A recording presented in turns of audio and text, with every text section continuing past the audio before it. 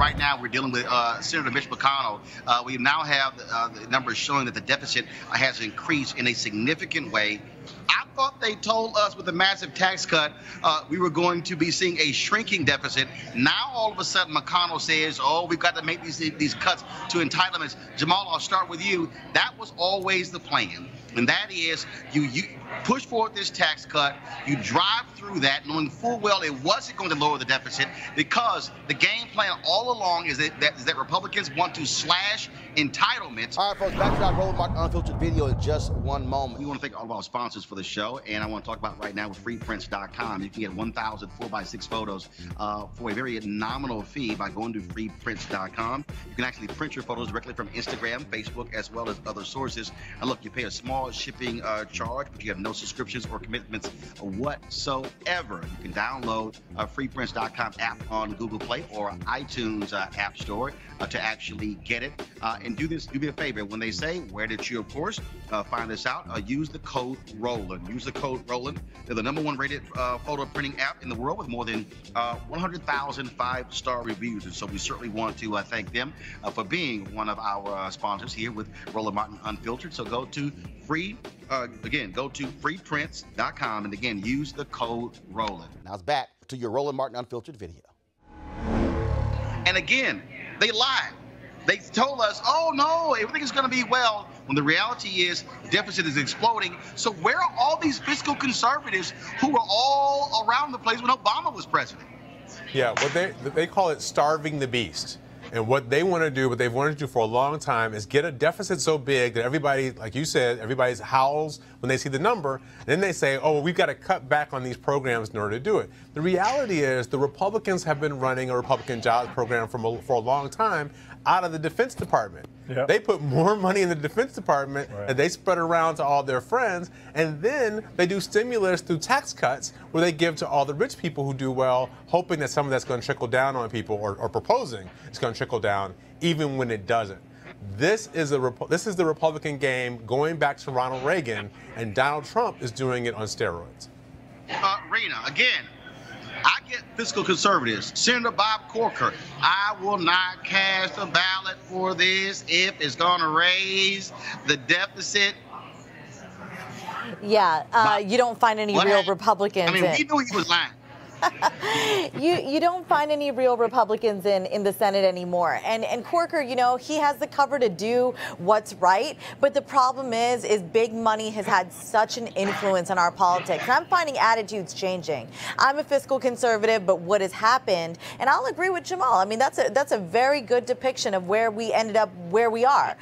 You find some lone voices here and there, concerned, but they're libertarian sounding. They're Rand Paul. But again, going back to people like Corker who have the cover to do the right thing, they cannot, because there are cushy jobs waiting for them on K Street. And the influence of money has been so great in getting these people reelected that they're not sure whose interests they're beholden to anymore. And so what I'm finding in young Republicans is changing attitudes about Citizens United, about gerrymandering. And that's where my hope lies, Roland, is that, you know, eventually we're going to get to a position where we have realized that, and I was on Capitol Hill back in 2008, too big to fail? Come on. Where did we go wrong?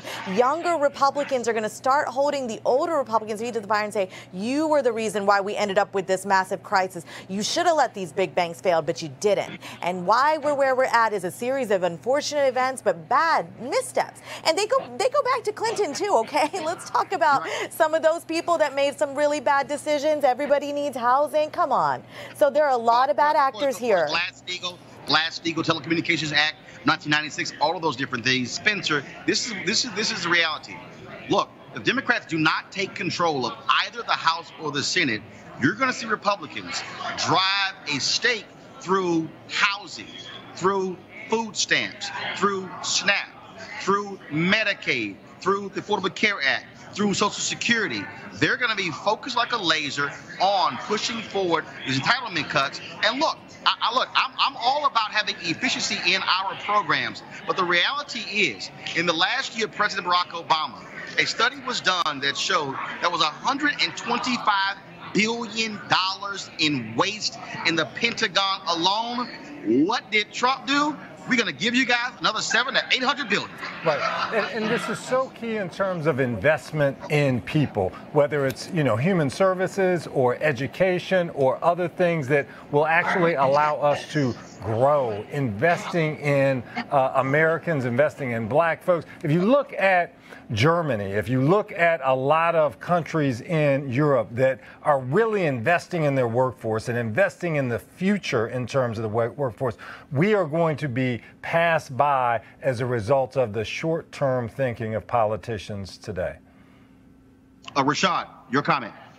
I mean, at the end of the day, we continue to see, you know, wars, tax cuts, and then trying to balance the budget on the most vulnerable people, and thinking that, and a narrative that if the most vulnerable people pay more, then somehow we will get back to a sort of balanced budgets, when in fact these tax cuts, these unfunded mandates like wars and other things have created a system where we just can't sort of afford the things that we're spending money on. And Republicans who have positioned themselves as fiscal conservatives, have positioned themselves as folks that are going to guard the pocketbooks, have actually gone on huge spending sprees that they've not been able to fund. But the fact of the matter is that this big tax cut that just happened will bankrupt a whole set of cities over the next couple of years. We're going to see then from there flows to everything from public education cuts to attacks on organized workers and unions, as if the unions were the problem of paying people a living wage was the problem, not these big tax cuts.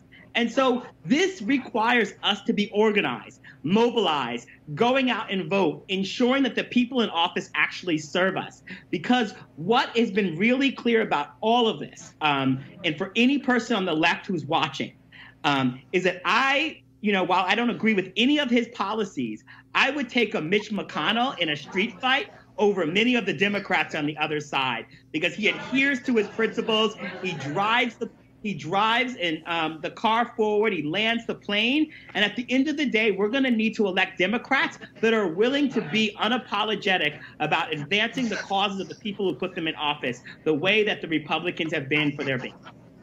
One of my favorite phrases is, if you're going to swing, swing.